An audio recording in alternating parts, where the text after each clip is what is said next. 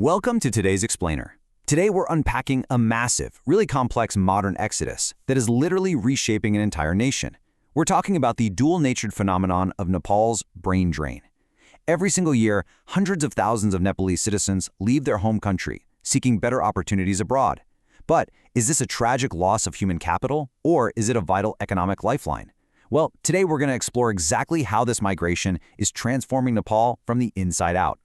So here's our roadmap for today. We're going to look at 1. The brain drain phenomenon. 2. History and global context. 3. Push and pull factors. 4. Opportunities, the brain gain. And 5. Challenges, the hidden costs. All right, let's kick things off with part 1, the brain drain phenomenon. Now, this isn't just a simple one-way loss of talent. It's actually a highly dynamic exchange. On one hand, you've got the brain drain. That's the human capital flight, right? Scientists, engineers, and skilled laborers leaving for higher salaries and better living conditions. But on the flip side, you have the brain gain. That's the reverse flow. It's the remittances, the new skills, and the technology that these exact same migrants send right back home to their families and communities. And this whole dynamic, it's a perfect real-world example of what thinkers like Emanuel Wallerstein called dependency theory.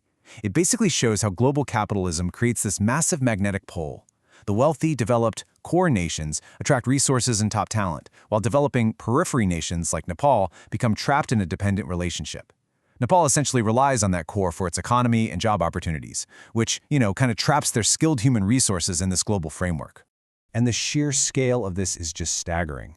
In the 2023 to 2024 period alone, over 741,000 Nepalis sought work permits to go abroad. I mean, think about that. That is nearly 750,000 capable individuals stepping out of their domestic economy in a single year. It highlights a massive and rapidly accelerating trend. Which brings us to part 2, history and global context. Because this didn't just happen overnight. Nepal has actually been an exporter of human capital for over 2 centuries. It formally started way back around 1815 when Britain began recruiting Nepali Gurkhas into the East India Company. Then, as the decades rolled on, the destinations shifted. The 1970s brought a massive oil boom in the Middle East, sparking this huge demand for labor. By the mid-80s, Nepalis were flocking to the Gulf states and Malaysia. And today, in the 2020s, well, hyperconnectivity and globalization have accelerated this modern exodus to levels we've just never seen before. That 1970s oil boom really was a game changer. It completely shifted the destination for millions of migrant workers, making the Middle East the major hub for jobs. Plus, you had an open border policy with India in place since 1980, so the pathways out of Nepal just multiplied.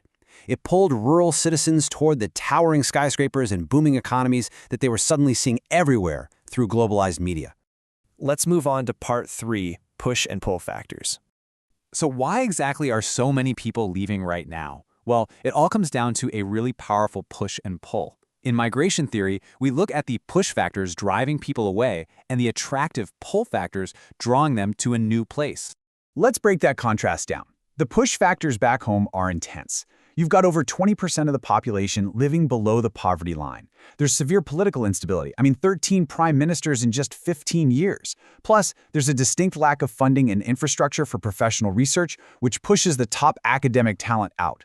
But on the flip side, the pull factors are equally strong. Higher wages, a better perceived quality of life, established networks of family who are already abroad, and the sweeping forces of globalization making the world feel much more accessible.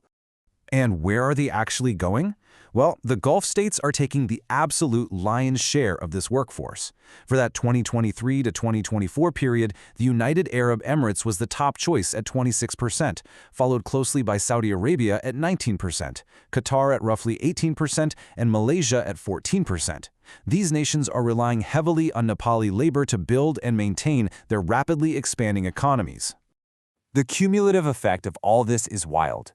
Over the past 20 years, well over 3.5 million Nepalese have left to work abroad. That is more than 10% of Nepal's entire population. Driven by unemployment and food insecurity, a massive chunk of the country's demographic foundation is currently working outside its borders. But there's another side of the story. Part 4, opportunities, the brain gain. Because the economic impact flowing back in is just jaw-dropping. Remittances account for over 33% of Nepal's entire GDP. This makes Nepal's economy one of the most remittance-dependent in the world.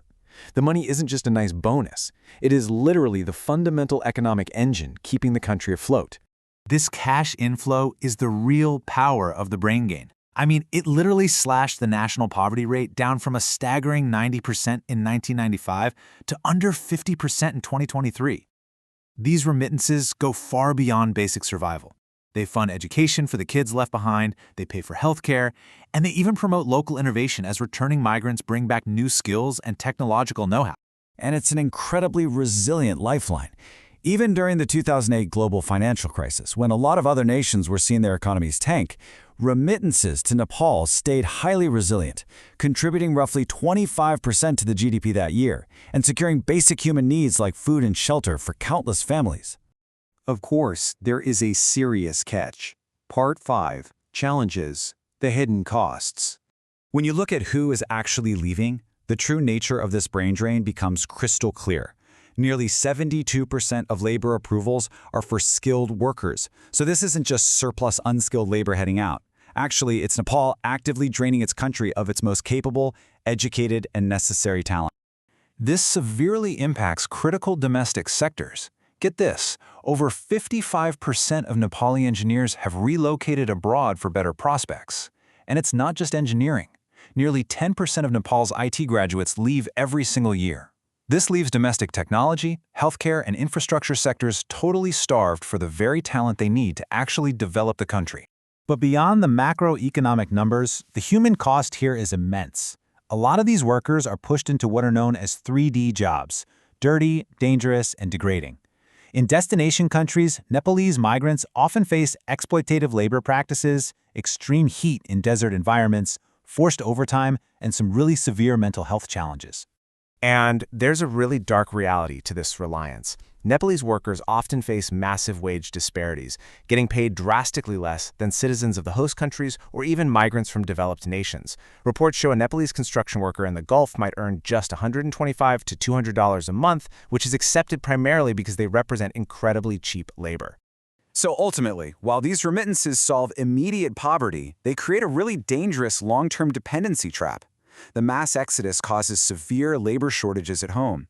Rural farmlands are literally being abandoned as the youth migrate. And perhaps most critically, this steady flow of foreign cash weakens the government's motivation to actually fix domestic structural issues, which just stalls self-sustaining economic growth. Which leaves us with a massive question to ponder as we wrap up today's explainer. Nepal is caught in this profound contradiction. It has to balance the immediate, life-saving survival provided by the brain gain against the deep, generational hollow-out caused by the brain drain. Can a nation truly build a sustainable, thriving domestic future when its most valuable export is its own human potential? Thanks for joining me today, and keep questioning the systems around us.